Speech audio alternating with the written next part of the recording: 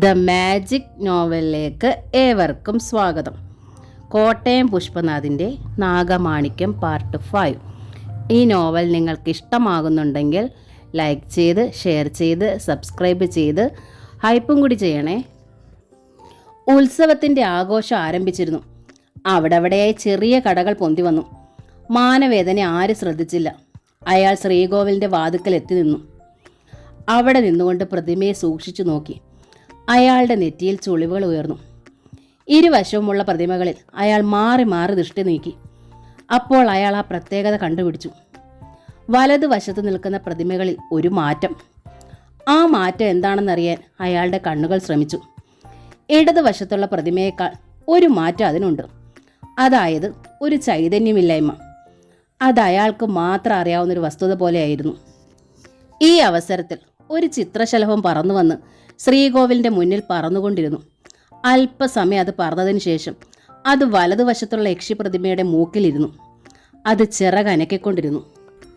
അല്പസമയം അവിടെ ഇരുന്നതിന് ശേഷം അത് അവിടെ നിന്ന് പൊന്തി 2-3 തവണ ചുറ്റിപ്പറന്ന ശേഷം ഇടതുവശത്തുള്ള പ്രതിമയുടെ മുഖത്തിന് ചുറ്റും പറന്നു മൂക്കിൽ വന്നിരിക്കാൻ ഭാവിച്ചു. പെട്ടെന്ന് പൊള്ളലേറ്റതുപോലെ അത് പറന്നുയർന്ന ആകാശത്തിലേക്ക് പോയി. ആ കാഴ്ച മാനവേദൻ്റെ ഹൃദയത്തിലൊരു സംശയത്തിന് തുടക്കമിട്ടു. എന്തുകൊണ്ടാണ് ആ പ്രതിമയുടെ മൂക്കിൽ ഇരിക്കാഞ്ഞത്? പൊള്ളലേറ്റതുപോലെയാണത് പറന്നുപോയത്. മാനവേദൻ ഒന്നുകൂടി ശ്രദ്ധിച്ച ശേഷം തിരിഞ്ഞു നടന്നു. നേരെ പോയത് കൃഷ്ണൻകുട്ടി നമ്പ്യാരുടെ വീട്ടിലേക്കായിരുന്നു. താൻ മലയടി വാരത്തിൽ കണ്ട കാഴ്ചകൾ നമ്പ്യാരെ പറഞ്ഞു കേൾപ്പിച്ചു. ഇനി എന്താണ് ചെയ്യാൻ പോകുന്നത്? നമ്പ്യാർ ചോദിച്ചു. അവിടെയുള്ള പ്രതിമ ഇവിടെ കൊണ്ടുവരണം, അല്ലെങ്കിൽ അവിടെ വെച്ച് അഗ്നിയിൽ ഹോമിക്കണം. അതിനുള്ള സൗകര്യം അവിടെയില്ല. അങ്ങനെയെങ്കിൽ ഇങ്ങോട്ട് കൊണ്ടുവരണം, നമ്പ്യാർ പറഞ്ഞു. ഞാൻ അതേക്കുറിച്ച് ആലോചിച്ചു. ഇപ്പോഴത്തെ സാഹചര്യത്തിൽ അത് കൊണ്ടുവന്നാൽ പ്രതിമ മോഷണമാവും. പിന്നെ എന്തു ചെയ്യും? അവിടെ വെച്ച് നോക്കട്ടെ. നീലകണ്ഠം വിചാരിച്ചാൽ നടക്കും. പിന്നെ മറ്റൊരു കാര്യം കണ്ടുപിടിച്ചു, തിരുമേനി പറഞ്ഞു. അതെന്താണ്? ഇവിടെയുള്ള യക്ഷിപ്രതിമയ്ക്കും അതിന് സാദൃശ്യമുണ്ട്. കൂടാതെ ഇവിടെയുള്ള പ്രതിമയ്ക്ക് ചൈതന്യമില്ല. അതെന്താണ്? അതാണ് ഇതിലെ രഹസ്യം. എന്ത് രഹസ്യം? എൻ്റെ നിഗമനത്തിൽ ആ പ്രതിമയുടെ ശക്തിയാണ് ജയശ്രീ അന്തർജനത്തിൽ കുടികൊള്ളുന്നത്. തിരുമേനി പറഞ്ഞത് നമ്പ്യാർക്ക് മനസ്സിലായില്ല. തിരുമേനി എന്താണ് ഉദ്ദേശിക്കുന്നത്? നമ്പ്യാർ ചോദിച്ചു. ഞാൻ പറഞ്ഞത് നമ്പ്യാർക്ക് മനസ്സിലായില്ല. വഴിയേ അറിയാം, പക്ഷേ വളരെ പണച്ചിലവുള്ള കാര്യമാണ്. അത് സാരമില്ല. ആ മാഷ ഇവിടെ നിന്നും തുരത്തണം. അതിനെന്ത് ചെലവ് വന്നാലും വേണ്ടിയില്ല, നമ്പ്യാർ പറഞ്ഞു. അത് ഞാൻ ഏറ്റു, തിരുമേനി ഉറപ്പ് കൊടുത്തു. മാനവേദൻ മടങ്ങിപ്പോയി. അന്ന് രാത്രി മാനവേദൻ അതേക്കുറിച്ച് ചിന്തിച്ചു കിടന്നു. പാതിരാത്രി കഴിഞ്ഞു. പുറത്ത് കാറ്റ് വീശുന്നത് ഇലകളുടെ ചലനത്തിൽ കേൾക്കാം. ആ സമയം ആരോ വിളിക്കുന്നു. തിരുമേനി. തന്നെ ആരോ വിളിക്കുന്നു. തിരുമേനി ചാടി എണീറ്റു. കാതോർത്തപ്പോൾ വീണ്ടും കേട്ടു. തിരുമേനി. ഒരു സ്ത്രീ സ്വരമാണ്. ആരായിരിക്കും? മാനവേദൻ എണീറ്റ് പുറത്തേക്ക് വന്നു. അകത്തളത്തിൽ നിന്ന് വരാന്തയിലേക്ക് കാൽ ചവിട്ടിയപ്പോൾ തുളസിത്തറയ്ക്ക് പിന്നിൽ ആരോ നിൽക്കുന്നത് പോലെ തോന്നി. ആരാ? മനസ്സിലായില്ലല്ലോ, തിരുമേനി ചോദിച്ചു. ഞാൻ കാഞ്ചന, മറുപടി പറഞ്ഞു. ഏതാ? മനസ്സിലായില്ല, തിരുമേനി തിരക്കി. ഇന്നലെ വൈകുന്നേരം ഏറെ നേരം സൂക്ഷിച്ചു നോക്കുന്നത് കണ്ടു. എന്താ വിശേഷിച്ച്? മാനവേദൻ ചിന്തിച്ചു. ആരാണിത്? എനിക്ക് മനസ്സിലായില്ല, തിരുമേനി പറഞ്ഞു. എങ്കിൽ പറയാം. ഇനി അങ്ങനെ നോക്കരുത്. വേണമെങ്കിൽ കണ്ടോളൂ. ആ രൂപം തുളസിത്തറയ്ക്ക് ഇപ്പുറം വന്നു. മാനവേദൻ ഒന്നു നോക്കി. നഗ്നമായൊരു രൂപം. ശരീരത്ത് ധാരാളം ആഭരണങ്ങൾ. കഴുത്തിൽ പഴയ കാലത്തുള്ള മാതൃകയിലുള്ള മാലകൾ. അരഞ്ഞാണം, കാൽത്തള, പൊക്കിളിന് താഴെ അവ്യക്തമായ നഗ്നത. നല്ല പ്രകാശമുള്ള രൂപമാണ്. കനത്ത ഇരുട്ടിലും അവളെ വ്യക്തമായി കാണാം. പക്ഷേ അവൾ സാധാരണ സ്ത്രീയല്ല. ഒരു ശിലാരൂപത്തിന് ജീവൻ ലഭിച്ചതുപോലെയായിരുന്നു അവൾ. മേലിൽ അവിടെ വന്ന് നിൽക്കരുത്. നിങ്ങൾക്കതിനുള്ള യോഗ്യതയില്ല. ഇത് പറയാൻ വന്നതാണ് ഞാൻ. അവൾ പിന്നോട്ട് മാറി ഇരുളിൽ മറഞ്ഞു. ആ രൂപം മറിഞ്ഞിട്ടും തിരുമേനി കുറേ സമയം കൂടി അവിടെ നിന്നു. പിന്നീട് ചിന്തിച്ചു നോക്കിയപ്പോൾ കാര്യം മനസ്സിലായി. താൻ വൈകുന്നേരം ശ്രീകോവിലിൻ്റെ മുന്നിൽ നിന്ന കാര്യം. അപ്പോൾ പ്രതിമകളെ സൂക്ഷിച്ചു നോക്കിയത്. അങ്ങനെയാണെങ്കിൽ പ്രതിമയിൽ ശക്തി ഉണ്ടായിരുന്നോ? ചിലപ്പോൾ താൻ കണ്ട പ്രതിമകളിൽ ചൈതന്യം കൂടിക്കൊണ്ടിരുന്ന പ്രതിമ ആയിരുന്നോ അത്?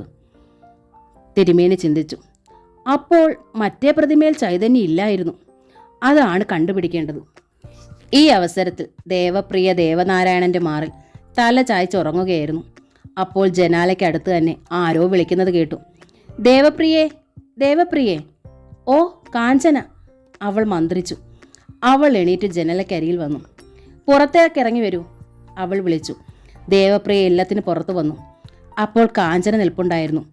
ഇന്ന് വൈകുന്നേരം മാനവേദൻ ശ്രീകോവിലിന്റെ വാതുക്കൽ വന്നിരുന്നു. അയാൾ നമ്മളെ രണ്ടുപേരുടെ ശിലകളിലേക്ക് സൂക്ഷിച്ചു നോക്കി.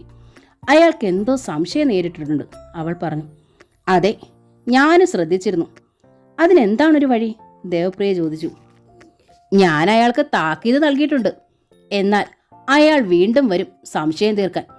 ഞാനപ്പോൾ നിന്റെ ശിലയിൽ ആവേശിക്കാം, പോരെ? കാഞ്ചന ചോദിച്ചു. അത് മതി, ദേവപ്രിയ സമ്മതിച്ചു. ദേവപ്രിയ തിരികെ കിടക്കമുറിയിലേക്ക് ചെന്നപ്പോൾ ദേവനാരായണൻ നല്ല മയക്കത്തിലായിരുന്നു. അവൾ അയാളെ ആലിംഗനം ചെയ്ത് കിടന്നു. ഈ അവസരത്തിൽ ചെമ്പകം നിലവറയുടെ വാതിൽ പാളിയിൽ പിടിച്ച് മേൽപോട്ട് ഉയർത്തുകയായിരുന്നു. അവൾ പലക നീക്കി വെച്ച് താഴേക്ക് ഇറങ്ങിച്ചെന്നു. നാഗമാണിക്യം എടുക്കുകയായിരുന്നു അവളുടെ ഉദ്ദേശം. അത് കൈക്കലാക്കിയാൽ എന്തും നേടാം എന്ന് തിരുമേനി പറഞ്ഞിരുന്നു. അവൾ താഴെ എത്തിയപ്പോൾ ഉരുളിയിൽ ചുറ്റിക്കിടന്നിരുന്ന നാഗം ഫണം ഉയർത്തി. അവൾ തൻ്റെ കൈത്തലം ചലിപ്പിച്ചു. നാഗം വായ് പൊളിച്ചു. പക്ഷേ അതിൻ്റെ വായുടെ ഉള്ളിൽ മാണിക്യം കണ്ടില്ല. എവിടെയെങ്കിലും പ്രകാശം കാണുന്നുണ്ടോ എന്ന് ചെമ്പകം പരിധി നോക്കി. ഇല്ല, എങ്ങുമില്ല. ഇനി അത് കുഴിച്ചിട്ടേക്കുമോ എന്നറിയാൻ അവൾ ഉരുളി ഉയർത്താൻ ശ്രമിച്ചു. അവൾ ഉരുളിയുടെ വക്കിൽ പിടിച്ച് അല്പം ഉയർത്തിയതും അതിനുള്ളിൽ നിന്ന് ഭയങ്കരമായ പ്രകാശം കൊണ്ട് നിലവറ ശോഭിച്ചു.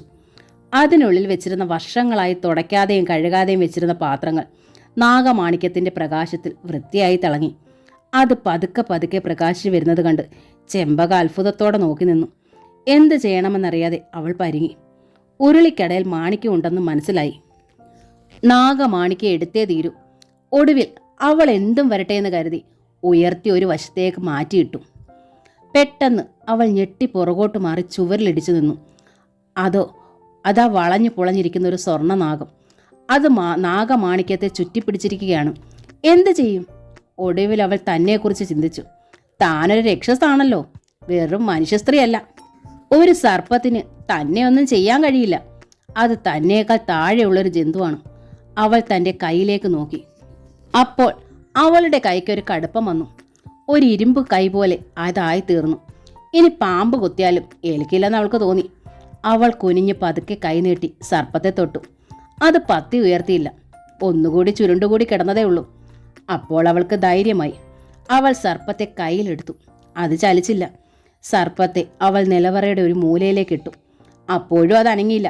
ചെമ്പകത്തിന് ധൈര്യമായി. അതായിരുന്നു കത്തിച്ച് വെച്ച 1000 വോൾട്ടിന്റെ ഒരു ബൾബ് പോലെ നാഗമാണിക്യം. അവൾ കൈ നീട്ടി അതിൽ തൊട്ടു. പെട്ടെന്ന് കയ്യിലെടുത്തു. ഒരു ഗോലിയുടെ വലിപ്പത്തിലുള്ള ആ മാണിക്യം അവളുടെ കയ്യിൽ നന്നായി ഒതുങ്ങി. മടക്കി പിടിച്ച കൈവരൽക്ക് ഇടയിൽ കൂടി പ്രകാശം പുറത്തു വരുന്നുണ്ടായിരുന്നു. ആ മാണിക്യം ഒന്ന് കാണണമെന്നുള്ള ആഗ്രഹത്തോടെ അവൾ വിരലുകൾ അകറ്റാൻ ശ്രമിച്ചു. അപ്പോഴാണ് കുഴപ്പമുണ്ടായത്. കൈ വിരലുകൾ അകലുന്നില്ല. ഉള്ളിൽ ചെറിയ ചൂട് പൊന്തി. അത് വലുതായി വന്നു. പിന്നീട് അത് പൊന്നുരുകുന്ന പരുവത്തിലായി. അവളുടെ കൈവിരലുകൾ വെന്തു തുടങ്ങി. പതുക്കെ അവയറ്റ് താഴെ വീണു തുടങ്ങി.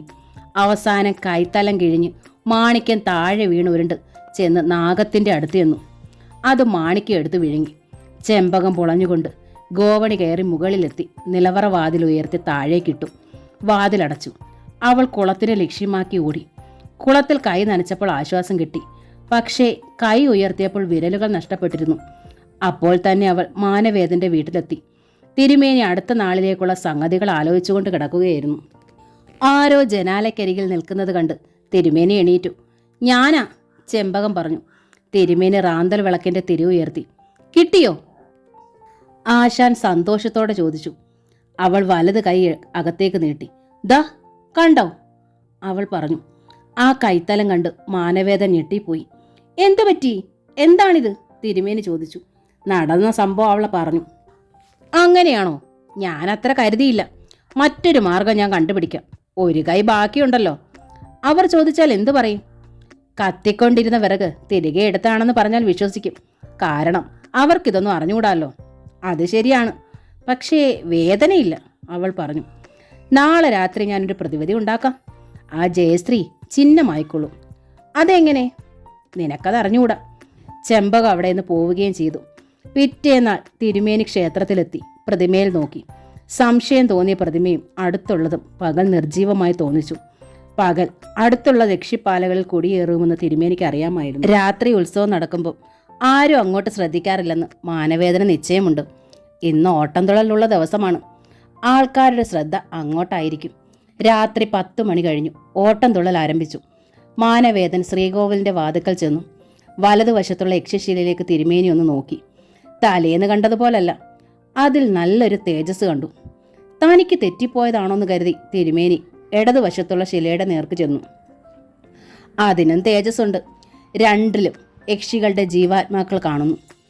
അപ്പോൾ തലേന്ന് കണ്ടത് മിഥ്യയാണോ? മാനവേദന് സംശയമായി. ഇനി തന്നെ കളിപ്പിക്കാൻ മറ്റെന്തെങ്കിലും സംഭവിച്ചതാകുമോ? എന്ത് ചെയ്യണമെന്നറിയാതെ അയാൾ പരിങ്ങി. ഈ അവസരത്തിൽ ജയശ്രീ കിടക്കമുറിയിലായിരുന്നു. ദേവനാരായണൻ ക്ഷേത്രത്തിന്റെ ഉത്സവത്തിന് നടത്തിപ്പിലായിരുന്നു. വിളിച്ചപ്പോൾ ജയശ്രീ വരുന്നില്ലെന്ന് പറഞ്ഞിരുന്നു. ക്ഷീണമാണെന്ന് പറഞ്ഞതുകൊണ്ട് നിർബന്ധിച്ചില്ല. ദേവി ഈ സമയം മറ്റൊന്ന് ചെയ്തിരുന്നു. ജയശ്രീയുടെ ശരീരത്തിൽ നിന്നും ദേവപ്രിയ പോയ അവസരത്തിൽ തന്നെ അവൾ അറിയാതെ യക്ഷിപാലയിൽ കുടികൊണ്ടിരുന്ന മറ്റൊരു യക്ഷിയെ അവളുടെ ശരീരത്തിൽ പ്രവേശിപ്പിച്ചിരുന്നു. ദേവനാരായണൻ ഇല്ലത്ത് വന്നു. അയാൾ ദേവപ്രിയയെ വിളിച്ചു. അകത്ത് വിളി കേട്ടില്ല. ജയശ്രീയുടെ ജഡത്തിൽ പ്രവേശിച്ചിരുന്ന യക്ഷിയുടെ പേര് കനകാംബിക എന്നായിരുന്നു. സ്വന്തം പേര് വിളിക്കാതെ ഒരു യക്ഷിയും പ്രതികരിക്കാറില്ല. ദേവനാരായണൻ വാതിൽ തള്ളി തുറന്ന് അകത്ത് കയറി. കിടക്കമുറിയിലെത്തിയപ്പോൾ വിളക്ക് കെട്ടിരുന്നു. അയാൾ വിളക്ക് കൊളുത്തി. അതാ കിടക്കുന്നു ജയശ്രീ. അയാൾ അവളുടെ കൂടെ കയറി കിടന്നു. ദേവപ്രിയേ, എന്താ ഉറങ്ങിയോ? അയാൾ അവളെ തഴുകി. കനകാംബിക വലം കണ്ണ് തിരിച്ചു നോക്കി. സുന്ദരനായൊരു ചെറുപ്പക്കാരൻ തന്നെ പുണർന്നിരിക്കുന്നു. ജീവിതത്തിൽ ആദ്യമായിട്ടായിരുന്നു ഇങ്ങനൊരു അനുഭവം. അവൾ അയാളെ പെട്ടെന്ന് ചുറ്റിപ്പിടിച്ചു. അതിനുശേഷം അയാളുടെ മാറിൽ പടർന്നു. അവൾക്ക് ഇലഞ്ഞിപ്പൂവിൻ്റെ മണമായിരുന്നു. ദേവപ്രിയയ്ക്ക് അങ്ങനൊരു വാസനയില്ലായിരുന്നു. എന്താ ഇത്? ദേവൻ ചോദിച്ചു. ഒന്നുമില്ല, ഇഷ്ടമല്ലേ? അവൾ അയാളുടെ കഴുത്തിലും മാറിലും ചുംബിച്ചുകൊണ്ടിരുന്നു. അവളുടെ നിശ്വാസം അയാളുടെ കഴുത്തിൽ ഇടവിട്ട് പതിഞ്ഞുകൊണ്ടിരുന്നു. ദീർഘനേരത്തിന് ശേഷം അയാൾ എണീറ്റ് അപ്പുറത്തേക്ക് തിരിഞ്ഞു കടന്നു. ദേവനാരായണന്റെ അനുഭവത്തിൽ ജയശ്രീയിൽ നിന്ന് ഇങ്ങനൊരു പ്രതികരണം ആദ്യമായിരുന്നു. എന്താ ഇവൾക്ക് ഇങ്ങനെ? അയാൾ ചിന്തിച്ചു. രാത്രി മണി 2 കഴിഞ്ഞു. ദേവപ്രിയ ശിലയിൽ നിന്ന് തിരികെ വന്നു. അപ്പോൾ മറ്റൊരാൾ ദേവന്റെ അടുത്ത് കിടക്കുന്നത് കണ്ടു. അവൾ കനകാംബികയെ തിരിച്ചറിഞ്ഞു. കനകേ, അവൾ കാതിൽ മന്ത്രിച്ചു. അവൾ ഞെട്ടി ഉണർന്നു. ഞാൻ വന്നു, ദേവപ്രിയ പറഞ്ഞു. ദേവി പറഞ്ഞയച്ചതാണ്, ജഡത്തിന് കേടുവരാതിരിക്കാൻ, അവൾ പറഞ്ഞു. താൻ കാണിച്ച ബുദ്ധിമോശം അപ്പോഴാണ് ദേവപ്രിയയ്ക്ക് മനസ്സിലായത്. കനകാംബിക മാറി. ദേവപ്രിയ ആവേശിച്ചു. അവൾ ദേവനാരായണനെ പ്രാപിച്ച വിവരം ദേവപ്രിയയ്ക്ക് അറിഞ്ഞുകൂടായിരുന്നു. അവൾ ദേവനെ വിളിച്ചു. അയാൾ ഉണർന്നു. അതിനിടയ്ക്ക് കനകാംബിക കിണറ്റുകരയിൽ പോയത് ദേവപ്രിയ അറിഞ്ഞില്ല. അവൾ ദേവനെ ചുറ്റിപ്പിടിച്ചു. അപ്പോൾ പാലപ്പൂവിൻ്റെ പരിമളം വീശി. എന്തേ ഇന്ന് ഇത്ര മാറ്റം? അയാൾ ചോദിച്ചു. എന്തു മാറ്റം? അവൾ ചോദിച്ചു. ഇപ്പോൾ അങ്ങോട്ട് കിടന്നതല്ലേ ഉള്ളൂ, അയാൾ പറഞ്ഞു. ഇല്ല, എനിക്കൊന്നും മനസ്സിലാകുന്നില്ല, ദേവൻ അവളുടെ കാതിൽ മന്ത്രിച്ചു. ഇല്ല, ഞാനല്ല, അവൾ തറപ്പിച്ചു പറഞ്ഞു. അയാൾക്കത് വിശ്വസിക്കാൻ കഴിഞ്ഞില്ല. അപ്പോൾ ജനാലയ്ക്കപ്പുറത്ത് ആരോ നിൽക്കുന്നത് ദേവനാരായണൻ കണ്ടു. ആരാണ് അല്പം മുമ്പ് എന്നോടൊപ്പം ഉണ്ടായിരുന്നത്? ദേവനാരായണൻ ചോദിച്ചു. അത് ദേവി ചെയ്തതാണ്, ദേവപ്രിയ പറഞ്ഞു. എനിക്ക് മനസ്സിലായില്ല, ദേവനാരായണൻ പറഞ്ഞു. ചില കാര്യങ്ങൾ അറിയാതിരിക്കുകയാണ് നല്ലത്. ഇപ്പോൾ ഇവിടെ നടക്കുന്നതെല്ലാം ദേവിയുടെ ചില വിളയാട്ടങ്ങളാണ്. അത് ചില നിലനിൽപ്പിൻ്റെ പ്രശ്നവുമായിരിക്കും, ദേവപ്രിയ പറഞ്ഞു. തെക്കിനിയുടെ ജനാലക്കരികിൽ നിന്നും മാറിയ സ്ത്രീരൂപം നേരെ പോയത് ക്ഷേത്രത്തിൻ്റെ വടക്ക് പടിഞ്ഞാറേ കോണിൽ നിൽക്കുന്ന യക്ഷിപ്പാലയുടെ ചുവട്ടിലേക്കായിരുന്നു. മുടി അഴിച്ചിട്ട് നാണം മറച്ചു നിന്ന അവൾ ചെമ്പകം തന്നെയായിരുന്നു. അപ്പോൾ അവൾ തൻ്റെ തനി സ്വരൂപത്തിലായിരുന്നു. തീയിലൊരുകുന്ന വെള്ളി പോലെ തിളങ്ങുന്ന കണ്ണുകൾ, കടവായുടെ ഇരുവശത്തും പുറത്തേക്കൽപ്പം തള്ളി നിൽക്കുന്ന ക്രൂരത തോന്നിക്കുന്ന ദംഷ്ട്രകൾ എന്നിവയോടെ നിൽക്കുന്ന ചെമ്പകത്തിൻ്റെ തനി രൂപം അപ്പോൾ ആര് കണ്ടാലും വിറച്ച് വീണുപോകും. അപ്പോൾ മാനവേദൻ അങ്ങോട്ട് വന്നു. എന്താണ് നീ അവിടെ കണ്ടത്? അയാൾ ചോദിച്ചു. താൻ കണ്ടത് അവൾ അതേപടി പറഞ്ഞു. ദേവപ്രിയ പറഞ്ഞത് വ്യക്തമായി നീ കേട്ടില്ലേ? അയാൾ ചോദിച്ചു. ഇടയ്ക്ക് ദേവി എന്തെങ്കിലും പറഞ്ഞതായി നീ കേട്ടോ? അയാൾ തിരക്കി. ഇതെല്ലാം ദേവി പറഞ്ഞിട്ടാണെന്ന് മാത്രം ഞാൻ കേട്ടു. അതിൻ്റെ പൊരുൾ തിരുമേനിക്ക് മനസ്സിലായില്ല. ശരി, എങ്ങനെങ്കിലും ഒരാഴ്ചയ്ക്കുള്ളിൽ നാഗമാണിക്ക നീ കൈക്കലാക്കണം. അങ്ങ് എന്താണ് ഈ പറയുന്നത്? എൻ്റെ കൈ കണ്ടില്ലേ? അന്ന് രാത്രി നാഗമാണിക്യൻ എടുക്കാൻ ശ്രമിച്ചപ്പോൾ അതിൻ്റെ ചൂടിൽ വെന്ത് വികൃതമായി തീർന്നത്. അവൾ കൈ നീട്ടി. എന്ത് ചെയ്യണമെന്നറിയാതെ മാനവേദം പരിങ്ങി നിന്നു. ഉണ്ട്, അതിന് വിദ്യയുണ്ട്. എന്തെങ്കിലും പൈശാചികവും ഫീവത്സവുമായ ജന്തുവിൻ്റെ മൂത്രം അതിൽ വീഴ്ചാൽ ശക്തി കെടും. നമുക്ക് നാഗമാണിക്യത്തിൻ്റെ ഗുണം ആവശ്യമില്ല, അതില്ലാതാക്കുകയാണ് വേണ്ടത്. കാട്ടിൽ വളരുന്ന ഏതെങ്കിലും ഒരു ജന്തുവിൻ്റെ മൂത്രം ഞാൻ കൊണ്ടുവരാം. നീ അത് നിലവറ തുറന്ന് നാഗമാണിക്യം കണ്ടുപിടിച്ച് അതിലൊഴിക്കണം, മാനവേദം പറഞ്ഞു. ചെമ്പകം മടങ്ങിപ്പോയി. അപ്പോഴേക്കും പരിപാടികൾ കഴിഞ്ഞിരുന്നു. അടുത്ത നാൾ ഉത്സവത്തിന് നടത്തേണ്ടിയിരുന്ന നൃത്ത പരിപാടികൾ മുൻകൂട്ടി നടത്തുവാനൊരു തീരുമാനമെടുക്കേണ്ടി വന്നു. കാരണം ഇതായിരുന്നു, നൃത്ത പരിപാടി നടത്തേണ്ടിയിരുന്ന ട്രൂപ്പിന് അവിചാരിതമായൊരു ഭാഗ്യം കിട്ടി. വിദേശങ്ങളിൽ 12 സ്ഥലത്ത് നടത്താനായിരുന്നു ക്ഷണം. അവരെ സംബന്ധിച്ചിടത്തോളം അതൊരു ഭാഗ്യമായിരുന്നു. ദേവീക്ഷേത്രത്തിൽ പരിപാടി കിട്ടിയത് കൊണ്ടായിരിക്കണം അത് ലഭിച്ചതെന്ന് അവർ കരുതി. അവർ വിവരം ദേവനാരായണനെ അറിയിച്ചു. ഉടൻ തന്നെ ദേവൻ കമ്മിറ്റി വിളിച്ചുകൂട്ടി സംഗതിയുടെ ഗൗരവം പറഞ്ഞു. അവർക്ക് സന്തോഷമായിരുന്നു. അപ്പോൾ തന്നെ ഒരു ഓട്ടോറിക്ഷയിൽ മൈക്ക് കെട്ടി നൃത്ത പരിപാടികൾ പിന്നോട്ട് മാറ്റിവെച്ച കാര്യം നാട്ടുകാരെ മുഴുവൻ അറിയിച്ചു.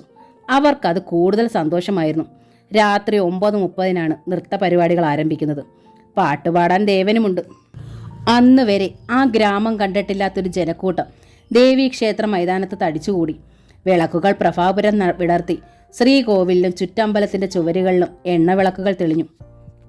നൂറ്റാണ്ടുകളായി ഉണങ്ങിക്കരിഞ്ഞു നിന്നിരുന്ന യക്ഷികന്യകളുടെ കൈകളിലെ കൽച്ചിരാതുകൾ പായൽ മാറി എണ്ണ നിറഞ്ഞു കത്തി. സ്റ്റേജിൽ സരസ്വതി രൂപത്തിന് മുന്നിൽ 7 നർത്തകികൾ ഒരുമിച്ച് ഭരതനാട്യം ആടി. എല്ലാവരും ആസ്വദിച്ചു. തിരശീല വീണു. ഈ സമയം ആരും അറിയാതെ ശ്രീകോവിലിൻ്റെ മുമ്പിലുള്ള ശിലയിൽ നിന്നും ഒരു പ്രകാശധാര ഇല്ലത്തേക്ക് പോയി.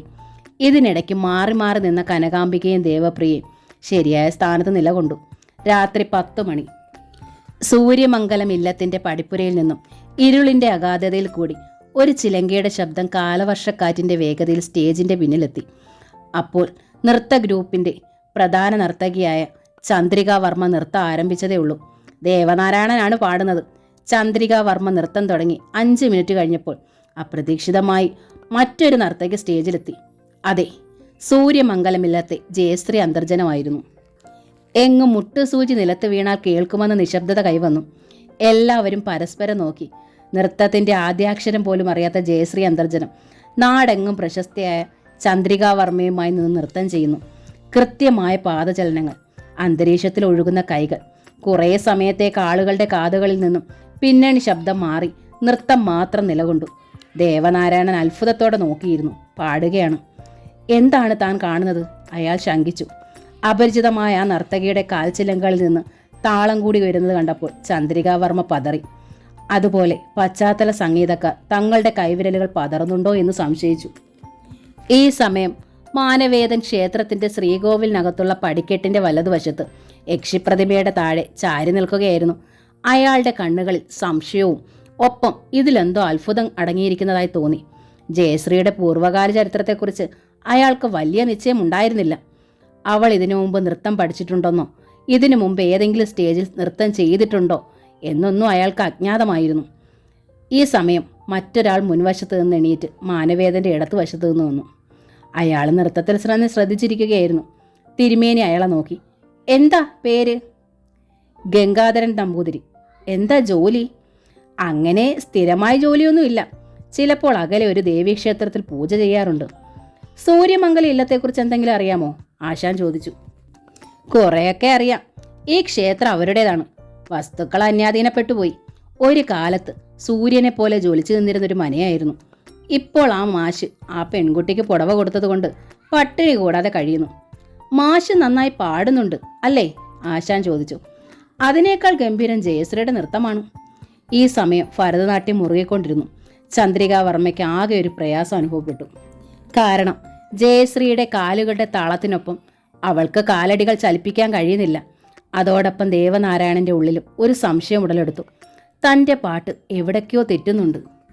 ചന്ദ്രികാ വർമ്മയും ജയശ്രീയും പരസ്പരം നോക്കാൻ തുടങ്ങി. അപ്പോൾ ചന്ദ്രികാ വർമ്മ ദേഷ്യപ്പെട്ട് 2 കാലുകളും അരങ്ങിൽ അമർത്തി ചവിട്ടി. ജയശ്രീ അമർത്തി നോക്കിയ ശേഷം അകത്തേക്ക് പോയി. ജയശ്രീ അപ്പോഴും നൃത്തം ചെയ്തുകൊണ്ടിരുന്നു. ഈ സമയം നടന്നത് മറ്റൊരു അത്ഭുതമായിരുന്നു. ചന്ദ്രികാ വർമ്മ സ്റ്റേജിൽ നിന്നും ഗ്രീൻ റൂമിലേക്ക് പോയ നിമിഷം താളമേളക്കാരുടെ വിരലുകൾ അവരറിയാതെ ജയശ്രീയുടെ നൃത്തത്തിനൊത്ത് ചലിക്കാൻ തുടങ്ങി. ദേവനാരായണന്റെ പാട്ടും അതേപോലെ തന്നെയായിരുന്നു. മറ്റൊരാൾ നയിക്കുന്നത് പോലെ അയാളുടെ നാവിൻ തുമ്പും ചലിച്ചുകൊണ്ടിരുന്നു. നൃത്തം അവസാനിച്ചു. ദിക്കെങ്ങും പൊട്ടുമാറി കയ്യടികൾ ഉയർന്നു. ചിലരൊക്കെ ജയശ്രീ തമ്പുരാട്ടിക്ക് ആർപ്പ് വിളിക്കാനും മറന്നില്ല. അടുത്തതൊരു സമൂഹ നൃത്തമായിരുന്നു. അതവസാനിച്ചപ്പോൾ മൈക്കിൽ അനൗൺസ്മെന്റ് ഉണ്ടായി. നൃത്തത്തിന്റെ അവസാനം മോഹിനിയാട്ടം ഉണ്ടായിരിക്കും. ജയശ്രീ അന്തർജനമായിരിക്കും നൃത്തം ചെയ്യുന്നത്.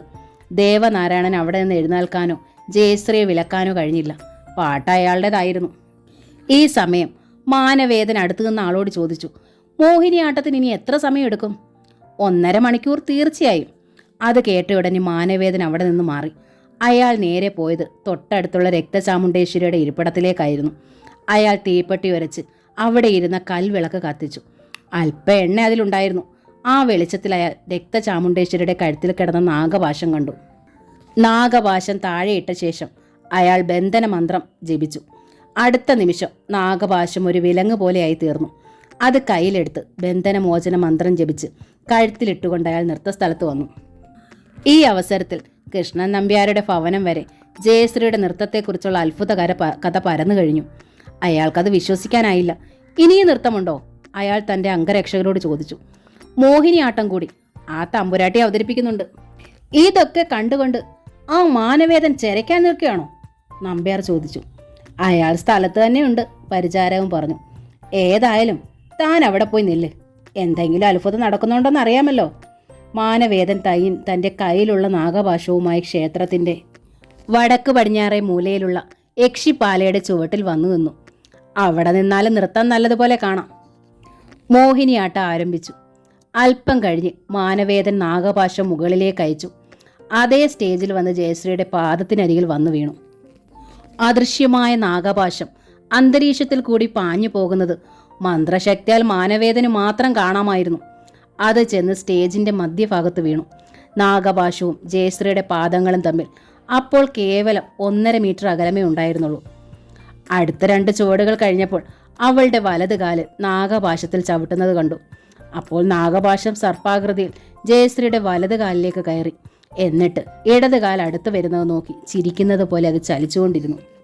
കാഴ്ചക്കാർക്ക് ഇതേക്കുറിച്ച് ഒന്നും അറിവില്ലായിരുന്നു. അവർക്ക് യാതൊന്നും കാണാനില്ലായിരുന്നു. പാടിക്കൊണ്ടിരുന്ന ദേവനാരായണൻ പോലും ജയശ്രീയുടെ പാദങ്ങളിൽ ചെലങ്കകളല്ലാതെ മറ്റൊന്നും ദർശിച്ചില്ല. ജയശ്രീയുടെ നിലയും അതുതന്നെയായിരുന്നു. അങ്ങനെയൊന്ന് തൻ്റെ ശരീരത്തിലുണ്ടെന്നുള്ള ഭാവമില്ലാതെ അവൾ ആടിക്കൊണ്ടിരുന്നു. മാനവേദൻ യക്ഷിപ്പാലയുടെ ചുവട്ടിൽ നിന്നുകൊണ്ട് ആളുകളുടെ തലയ്ക്ക് മുകളിലൂടെ എത്തി വലിഞ്ഞ് സൂക്ഷ്മതയോടെ ശ്രദ്ധിച്ചുകൊണ്ടിരുന്നു. അടുത്ത നിമിഷം ജയശ്രീയുടെ ഇടത് കാലിൽ വലത് കാലിൻ്റെ ഉപ്പൂറ്റിയിൽ ചേർന്ന് നിന്നു. വലത് കാലിൽ ചുറ്റിയിരുന്ന നാഗപാശം ഇടത് കാലിലേക്ക് ചാടി പിടിച്ചു. മാനവേദന്റെ ഹൃദയം ഒരു ക്ഷണം ആഹ്ലാദഭരിതമായി. സംഗീതം തുടർന്നു. സാധാരണ നിലയിൽ തന്നെ ജയശ്രീയുടെ വലത് കാൽ മുന്നോട്ട് നീങ്ങി. മാനവേദൻ അന്തം വിട്ടുപോയി. തിരുമേനി കണ്ടത് വളരെ വിചിത്രമായൊരു കാഴ്ചയായിരുന്നു. നാഗപാശം ജയശ്രീയുടെ പാദചലനങ്ങൾക്കൊപ്പം ഒരു റബ്ബർ വള്ളി പോലെ വലിയുകയും ചുരുങ്ങുകയും ചെയ്തുകൊണ്ടിരുന്നു. ഇതൊന്നും അറിയുന്ന ഭാവം ജയശ്രീയുടെ കണ്ണുകളിൽ പ്രത്യക്ഷപ്പെട്ടതേയില്ല. ഇതെന്ത് കാഴ്ച? മാനവേദന അറിയാതെ പറഞ്ഞുപോയി. മോഹിനിയാട്ടം അവസാനിക്കാറായി. ജയശ്രീയുടെ പാദങ്ങളിൽ വലിയുകയും ചുളുങ്ങുകയും ചെയ്തിരുന്ന നാഗപാശം പെട്ടെന്നഴിഞ്ഞ് തിരുമേനിയുടെ അടുത്തേക്ക് പാഞ്ഞു വന്നു. അടുത്തെത്തിയപ്പോൾ തൻ്റെ കഴുത്തിൽപ്പെടാതെ തിരുമേനി കുനിഞ്ഞു. നാഗപാശം യക്ഷിപ്പാലയിൽ ചെന്ന് തറച്ചു. അതിലുണ്ടായിരുന്ന ആണികളുടക്കി വലിഞ്ഞ് ശക്തി നഷ്ടപ്പെട്ട് തളർന്നു കിടന്നു. തിരുമേനി എഴുന്നേറ്റ് എന്ത് ചെയ്യണമെന്നറിയാതെ അല്പസമയം നിന്ന് തൻ്റെ വാസസ്ഥലത്തേക്ക് നടന്നു. പോകുന്ന വഴിയിൽ മുക്കിലുള്ള യക്ഷി അമ്പലത്തിന് മുമ്പിൽ ചെമ്പകം നിൽക്കുന്നത് കണ്ടു. ഞാൻ വിചാരിക്കുന്നത് പോലെ കാര്യങ്ങൾ നടക്കുന്നില്ലല്ലോ ചെമ്പകം, തിരുമേനി പറഞ്ഞു. നാഗമാണിക്യ ഇല്ലത്ത് നിലവറയിലുള്ളതെന്ന് തീർച്ചയാണ്. എങ്കിൽ പിന്നെ നിനക്കെടുത്തൂടെ? തിരുമേനി ചോദിച്ചു. കഴിയുന്നില്ല. കാരണം ഞാൻ കണ്ട സർപ്പം ഒരു കാവൽക്കാരന് തുല്യമാണ്. മാത്രമല്ല അത് സാധാരണ സർപ്പവുമല്ല, ഒരു ദേവനാഗത്തിന് തുല്യമായ ശോഭ ഞാനതിൽ കാണുന്നുണ്ട്. അപ്പോൾ പിന്നെ എന്തു ചെയ്യും? മാനവേദൻ ചോദിച്ചു. അതിനൊറ്റ വഴിയേ ഉള്ളൂ. ദേവനാഗത്തെ അശുദ്ധമാക്കി അതിലടങ്ങിയിരിക്കുന്ന ദേവാംശം ഇല്ലാതാക്കണം. അതിനെന്ത് ചെയ്യും? തിരുമേനി ചോദിച്ചു. വഴിയുണ്ട്. ഏതെങ്കിലും ചുടുകാട്ടിൽ വസിക്കുന്ന കരിനാഗത്തെ പിടിച്ചുകൊണ്ടുവന്ന് അതിൻ്റെ ശരീരത്തിലിട്ടാൽ ദേവാംശം നഷ്ടപ്പെട്ടു പോകും. അപ്പോൾ എനിക്ക് നാഗമാണിക്ക് എടുക്കുകയും ചെയ്യാം. അത് നല്ലൊരു ഉപായമാണെന്ന് തിരുമേനിക്ക് മനസ്സിലായി. അയാൾ അപ്പോൾ തന്നെ ഗ്രാമത്തിൻ്റെ കിഴക്ക് ഭാഗത്ത് മലഞ്ചെരിവിലുള്ള കുറ്റിക്കാട്ടിലേക്ക് പോയി. മോഹിനിയാട്ടം കഴിഞ്ഞ് ജയശ്രീ ദേവനാരായണൻ്റെ അടുത്ത് പോയിരുന്നു. 1-2 പരിപാടികൾ ബാക്കിയുണ്ടായിരുന്നു. അവസാനത്തെ ഇനം ഒരു പ്രത്യേക ഇനമായിരുന്നു.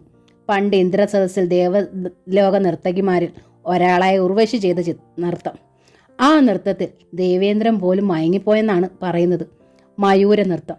മയിൽപീലികൾ കൊണ്ട് വസ്ത്രമണിഞ്ഞ് കാഴ്ചയിൽ മയിൽപേടെ പോലെ അതിസുന്ദരിമായൊരു പെൺകിടാവ് വേദിയിൽ വന്നു. നൃത്തം ആരംഭിച്ചു. ഒരു സ്ത്രീയാണ് അതിന് പിന്നണി പാടി തുടങ്ങിയത്. ഞാൻ കൂടി പാടിക്കോട്ടെ? ജയശ്രീ ദേവനാരായണനോട് ചോദിച്ചു. അതിന് ജയശ്രീക്ക് പാട്ട് എന്താണെന്നറിയാമോ? കൂടെ പാടാനല്ലേ, പാട്ടറിയണമെന്നില്ല. ആ സമയം താളമേളങ്ങളായിരുന്നു. ദേവനാരായണൻ പിന്നോട്ടാഞ്ഞ് പിന്നണി ഗായികയുടെ കാതിൽ മന്ത്രിച്ചു. അതൊരു അനുവാദം ചോദിക്കലായിരുന്നു. പാട്ടുകാരി സമ്മതിച്ചു. അടുത്ത് ഗായിക പാടി. ജയശ്രീ കൂടെ പാടി. അപ്സര നൃത്തത്തിൻ്റെ പാരമ്യത്തിലെത്തിയപ്പോൾ പിന്നണി ഗായിക മനഃപൂർവ്വം പാട്ട് നിർത്തിക്കളഞ്ഞു. താളലയങ്ങളോടെ ജയശ്രീ പാടിക്കൊണ്ടേയിരുന്നു. അവളുടെ അതിമനോഹരമായ പാട്ട് ഉച്ചഭാഷണിയിലൂടെ ആ പ്രദേശമാകെ നിർഗളിച്ചുകൊണ്ടിരുന്നു. അടുത്തിരുന്നവർ പരസ്പരം മുഖത്തോട് മുഖം നോക്കി അത്ഭുതപ്പെട്ടു. രേവതി അന്തർജനം അവർക്ക് പ്രത്യേകം നൽകിയിരുന്ന ചാരു കസേരയിലിരുന്ന് മകളുടെ പാട്ട് അത്ഭുത പുരസരം ശ്രവിച്ചുകൊണ്ടിരുന്നു. അവർക്ക് പോലും മകൾ പാടുന്നതിൻ്റെ രഹസ്യം അജ്ഞാതമായിരുന്നു. ജീവിതത്തിൽ ഒരിക്കൽ പോലും മകൾ ശാസ്ത്രീയ സംഗീതം ആലപിച്ച് കേട്ടിട്ടില്ല. സംസ്കൃത ശ്ലോകങ്ങൾ പരമ്പരാഗതമായ താല്പര്യമനുസരിച്ച് മകൾ പാടുന്നത് അവർ കേട്ടിട്ടുണ്ട്. എന്നാൽ ശാസ്ത്രീയ സംഗീതം അവൾ ഒരിക്കൽ പോലും അഭ്യസിച്ചിട്ടില്ല എന്നത് തീർച്ചയായിരുന്നു. അവർ പോലും നെറ്റി ചൊളിച്ചുപോയി. ഈ അവസരത്തിൽ മാനവേദൻ ചുടുകാട്ടിൽ കരിമൂർഖനെ തിരയുകയായിരുന്നു. പെട്ടെന്ന് കത്തിക്കൊണ്ടിരുന്ന ചിതയുടെ അപ്പുറത്തായി കറുത്ത ഒരു സ്ത്രീരൂപം പ്രത്യക്ഷപ്പെട്ടു. മുട്ടിന് കീഴ്പോട്ട് മുടി അഴിച്ചിട്ട പൈശാചിക രൂപത്തിന്റെ അരയ്ക്ക് താഴെ അവ്യക്തമായിരുന്നു. എന്തിനാ മനുഷ്യ ഇവിടെ വന്നത്? കുപ്പിച്ചില്ലുകൾ കൂട്ടിയൊരുമുന്ന രൂപത്തിൽ ഒരു പൈശാചിക രൂപം ചോദിച്ചു. ഞാൻ വന്നത് ചുടുകാട്ടിൽ വളരുന്ന ഒരു കരിമൂർഖനെ തേടിയാണ്. അപ്പോ നിങ്ങൾ മോശമല്ലല്ലോ, ആ രൂപം ചോദിച്ചു. മാനവേദന അതിന് മറുപടി പറഞ്ഞില്ല. ഇങ്ങടുത്ത് വരൂ, ആ രൂപം പറഞ്ഞു. ഉള്ളിൽ ഭയമുണ്ടെങ്കിലും മാനവേദൻ പതുക്കെ നടന്നടുത്തെത്തി. അപ്പോൾ തൊട്ട് വലതുവശത്ത് എരിഞ്ഞുകൊണ്ടിരുന്ന ചിതയുടെ പ്രകാശത്തിൽ തിരുമേനി ആ രൂപം കണ്ടു. മുഖത്ത് പാറിപ്പറന്ന് നടക്കുന്ന മുടി, ജ്വലിക്കുന്ന കണ്ണുകൾ, നീണ്ട് അഗ്രം വളഞ്ഞ നാസിക, അതിന് താഴെ കരിക്കട്ട പോലുള്ള അധരങ്ങൾ, അവയ്ക്ക് ഇരുവശവും കൂർത്തു വളഞ്ഞ പല്ലുകൾ. നിങ്ങൾക്ക് വേണ്ടത് ഒരു കരിമൂർഖനെയല്ലേ? ആ രൂപം ചോദിച്ചു. അതെ, ഞാൻ അതിനെ അപകടം കൂടാതെ പിടിച്ചു തന്നാൽ നിങ്ങൾ എനിക്ക് എന്ത് പ്രതിഫലം തരും? ആ പൈശാചിക രൂപം ചോദിച്ചു. ഇപ്പോഴത്തെ സാഹചര്യത്തിൽ എന്നാലാവുന്നത് ഞാൻ ചെയ്യും. നിങ്ങൾക്ക് എന്തിനാണ് ഈ കരിമൂർഖനെ? ഇല്ലത്തിൽ സൂക്ഷിച്ചിരിക്കുന്ന നാഗമാണിക്യം കൈക്കലാക്കണമെങ്കിൽ അതിന് കാവലിരിക്കുന്ന സർപ്പത്തെ വകവരുത്തണം. അതിന് ചുടുകാട്ടിൽ കഴിയുന്ന ഒരു കരിമൂർഖന് മാത്രമേ കഴിയൂ. സമ്മതിച്ചു. നാഗമാണിക്യം എന്തിനാണ്? ആ ശങ്കരമംഗലം ഇല്ലത്തിൽ കുടിയേറിയിരിക്കുന്ന രക്ഷസിനെ പടിയിറക്കണമെങ്കിൽ നാഗമാണിക്യം കൂടിയേ തീരൂ. രക്ഷസ് ആരുടെ ദേഹത്താണ് ചേക്കേറിയിരിക്കുന്നത്? അവിടുത്തെ പെൺകുട്ടിയുടെ ശരീരത്തിലാണെന്നാണ് ഞാൻ വിശ്വസിക്കുന്നത്. യാതൊന്നും അറിയാത്ത പെൺകുട്ടി ഇപ്പോൾ സർവകലാ വല്ലഭയാണ്. അതുകൊണ്ട് അവളല്ല ഒരിക്കലും അതിനു പിന്നിൽ. മാത്രമല്ല, ദേവിയുടെ ദ്വാരപാലകന്മാരിൽ ഒരാളാണ് ആ രക്ഷസെന്ന് ഞാൻ വിശ്വസിക്കുന്നു. സമ്മതിക്കുന്നു. അങ്ങനെ നാഗമാണിക്യം കയ്യിൽ കിട്ടി രക്ഷസ് അവളുടെ ശരീരത്തിൽ നിന്ന് മാറിയ അവളുടെ ശരീരത്തിൽ ഓടുന്ന ചൂട് ചോര എനിക്ക് തരാമോ? അവൾ ചോദിച്ചു. തീർച്ചയായും, മാനവേദൻ സമ്മതിച്ചു. എങ്ങനെ? അവൾ ചോദിച്ചു. നാഗമാണിക്യം ലഭിച്ചു കഴിഞ്ഞാൽ അവളെ ഞാൻ ഈ ചുടുകാട്ടിൽ കൊണ്ടുവരും. മന്ത്രം ചൊല്ലി നാഗമാണിക്യം അവളുടെ ശിരസിൽ വെക്കുന്ന നേരത്ത് രക്ഷസ് വേർപിരിയും. അപ്പോൾ അവളുടെ രക്തം നിനക്ക് പാനം ചെയ്യാം, മാനവേദൻ പറഞ്ഞു. എങ്കിൽ നാളെ അർദ്ധരാത്രി കഴിഞ്ഞ് നീ ഇവിടെ വരൂ. ശരി, ഞാൻ നാളെ വരും. ഗോവിന്ദനാശാൻ സന്തോഷത്തോടെ മടങ്ങി. അടുത്ത നാൾ രാവിലെ ദേവനാരായണ സ്കൂളിലെത്തി. അധ്യാപകർ അന്നൊരു പ്രത്യേക രീതിയിലാണ് ദേവനാരായണനെ സ്വീകരിച്ചത്. കാരണം അന്ന് വരെ കണ്ടിരുന്ന സംഗീതമാശല്ലായിരുന്നു ദേവനാരായണൻ. ഭാര്യ മോശമല്ല, വിജയമ്മ ടീച്ചർ പറഞ്ഞു. അത് കേട്ട് ദേവനാരായണൻ അഭിമാനപൂർവ്വം ചിരിച്ചു. ആ അന്തർജനത്തിന് ഈ കഴിവുകളൊക്കെ എങ്ങനെ കിട്ടി? രാധ ടീച്ചർ ചോദിച്ചു. അതൊക്കെ പഴഞ്ചൊല്ല് പോലെയാ, മാഷല്ലേ അടുത്തുള്ളത്, നമ്പൂതിരി സാർ പറഞ്ഞു. അന്ന് സ്കൂൾ വിട്ട് ദേവനാരായണൻ ഇല്ലെത്തിയെന്നു.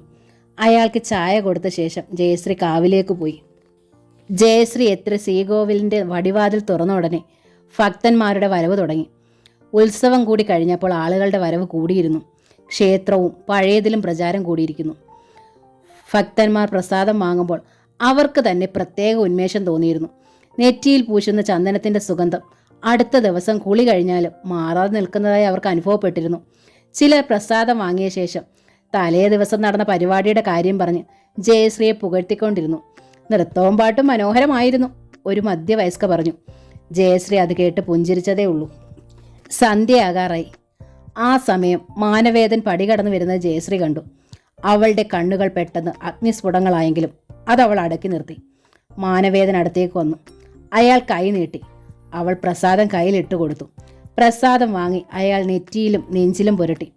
അതിനുശേഷം പിന്തിരിഞ്ഞ് നടന്ന് കൽവിളക്കിനടുത്ത് നിന്ന് തിരിഞ്ഞു നിന്നു. അവിടെ നിന്ന് കൊണ്ടയാൾ ശ്രീകോവിലിന് ഇരുവശത്ത് നിൽക്കുന്ന യക്ഷിപ്രഥമങ്ങളെ മാറി മാറി നോക്കി. ജയശ്രീ അത് ശ്രദ്ധിക്കുന്നുണ്ടായിരുന്നു. അയാളുടെ മുഖത്തും മിന്നിമറയുന്ന കുടിലത അവൾ കണ്ടു. അല്പം കഴിഞ്ഞപ്പോൾ 2-3 പേർ കൂടി പടി കടന്നു വന്നു. ജയശ്രീ ശ്രീകോവിലേക്ക് നടന്നു. മാനവേദൻ ദീപാരാധനയ്ക്ക് നിൽക്കാതെ പടി ഇറങ്ങിപ്പോയി. അയാൾ പോയത് കൃഷ്ണൻകുട്ടി നമ്പ്യാരുടെ വീട്ടിലേക്കായിരുന്നു. അദ്ദേഹം കൃഷ്ണൻകുട്ടി നമ്പ്യാരുടെ വീട്ടിലെത്തി. എന്താ തിരുമേനി, കാര്യങ്ങളൊന്നും നേരെ ആയില്ലേ? നമ്പ്യാർ ചോദിച്ചു. നമ്മൾ ഉദ്ദേശിക്കുന്നത് പോലെ നിസ്സാര കാര്യമല്ലിത്. ഇതിൻ്റെ പിന്നിൽ പിടിയിലൊതുങ്ങാത്ത രക്ഷസുകളും അപാര ശക്തിയുള്ള യക്ഷികളും ഉണ്ടെന്നാണ് എനിക്ക് തോന്നുന്നത്. കാരണം ശങ്കരമംഗലമില്ലത്തെ ജയശ്രീ നൃത്തമാടിയപ്പോൾ ഞാൻ നാഗമന്ത്രം ജപിച്ച് പാശമെറിഞ്ഞു. പക്ഷേ അതിൽ അവളുടെ കാലുകൾ കുടുങ്ങിയില്ല. അതിൽ നിന്നും മനസ്സിലാക്കേണ്ടത് അവളുടെ ശരീരത്തിൽ കുടിയിരിക്കുന്നത് അപാര ശക്തിയുള്ള രക്ഷസാണെന്ന് വേണം കരുതാൻ, മാനവേദൻ പറഞ്ഞു. ഇനിയിപ്പോൾ അടുത്ത നീക്കം എന്താണ്? നമ്പ്യാർ അസ്വസ്ഥതയോടെ ചോദിച്ചു. എന്താണെങ്കിലും നാഗമാണിക്യം കൈവശം വന്നാൽ ഇതിനൊക്കെ പരിഹാരമുണ്ടാകുമെന്ന് ഞാൻ വിശ്വസിക്കുന്നു. പക്ഷേ അതെങ്ങനെ അവിടെ നിന്ന് കൈക്കലാക്കും? മാനവേദൻ പറഞ്ഞു. നാഗമാണിക്യത്തെ പുകച്ച് പുറത്തേ അടിക്കാൻ തിരുമേനി വിചാരിച്ചാൽ ഒരു വഴിയുണ്ടാവില്ലേ? നമ്പ്യാർ തിരക്കി. അതിനുള്ള വഴി ഞാൻ ഇന്നലെ രാത്രി കണ്ടുവച്ചിട്ടുണ്ട്. ഇല്ലത്തെ നിലവറയിൽ ഒരു സ്വർണ്ണ നാഗമുണ്ട്. അതിൻ്റെ സംരക്ഷണയിലാണ് ഇപ്പോൾ നാഗമാണിക്യം. അതിനെ അവിടെ നിന്ന് തുരത്തുകയോ ഇല്ലാതാക്കുകയോ ചെയ്താൽ നാഗമാണിക്യം കൈക്കലാക്കാം. ചൂടുകാട്ടിൽ വളരുന്നൊരു കരിമൂർക്കനെ നിലവറയ്ക്കുള്ളിലിട്ടാൽ സ്വർണ്ണനാഗം സ്ഥലം വിടും. എങ്കിൽ അങ്ങനെ നോക്ക്, നമ്പ്യാർ പറഞ്ഞു. ഞാൻ വന്നത് കുറച്ച് പണത്തിനാ. 1-2 ക്രിയകൾ ചെയ്യാനുണ്ട്, തിരുമേനി പറഞ്ഞു. 500 മതിയോ? നമ്പ്യാർ ചോദിച്ചു. ധാരാളം. ഉടനെ കൃഷ്ണൻകുട്ടി നമ്പ്യാർ അകത്തുപോയി 100ന്റെ 5 കെട്ടുകൾ കൊണ്ടുവന്ന് മാനവേദന് കൊടുത്തു. മാനവേദൻ അത് വാങ്ങി യാത്രയായി. അർദ്ധരാത്രിയാകാൻ അയാൾ കാത്തിരുന്നു. നാഗമാണിക്യം എന്ന നോവലിൻ്റെ ഈ ഭാഗം ഇവിടെ പൂർണ്ണമാവുകയാണ്. അടുത്ത ഭാഗം ഉടൻ തന്നെ അപ്ലോഡ് ചെയ്യുന്നതായിരിക്കും. Thank you.